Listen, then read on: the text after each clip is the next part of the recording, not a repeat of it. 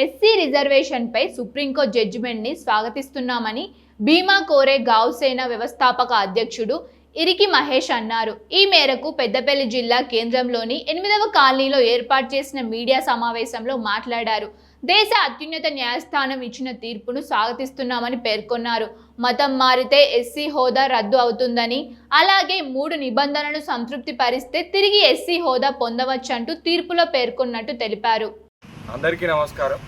నిన్నటి రోజున భారతదేశ అత్యున్నత న్యాయస్థానమైన సుప్రీంకోర్టు ఎస్సీలకి సంబంధించిన రిజర్వేషన్పై ఇచ్చిన తీర్పుని ఈరోజు భీమా కోరేగ్రామ్ సేన తరఫున స్వాగతిస్తున్నాం.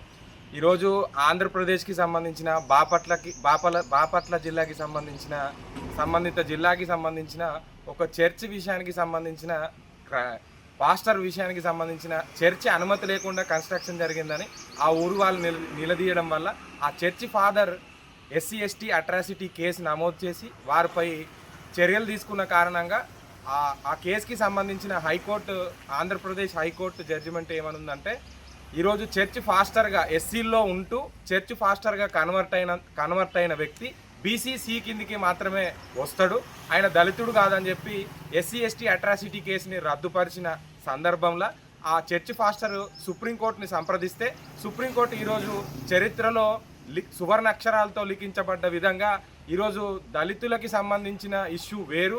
ఈరోజు దళిత కమ్యూనిటీలో పుట్టి ఎవరైతే క్రిస్టియన్లో కన్వర్ట్ అయినరో వాళ్ళందరికీ ఎస్సీ సర్టిఫికెట్ వర్తించదు, వాళ్ళు బీసీ సర్టిఫికెట్ తీసుకోవాలని ఈరోజు దేశ అత్యున్నత న్యాయస్థానం నిన్నటి రోజున జడ్జిమెంట్ ఇవ్వడం జరిగింది.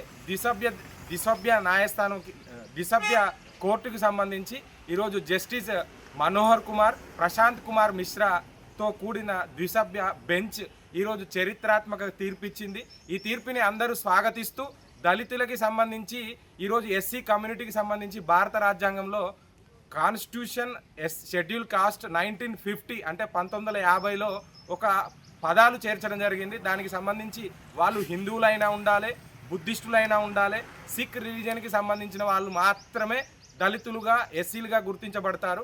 ఇందులో నుంచి ఎస్సీ కమ్యూనిటీ నుండి క్రిస్టియన్ కమ్యూనిటీకి చేంజ్ అయితే వాళ్ళందరూ దళితుల కిందికి పరిగణించబడరు, రాజ్యాంగంలో ఎక్కడ లేదు అని చెప్పి నిన్నటి రోజున జడ్జిమెంట్ ఇచ్చింది. ఈ జడ్జిమెంట్ని ఎంబటే సంబంధిత అన్ని రాష్ట్రాలు అమలు చేయాలని ఈరోజు భీమా కోరేగ్రామ్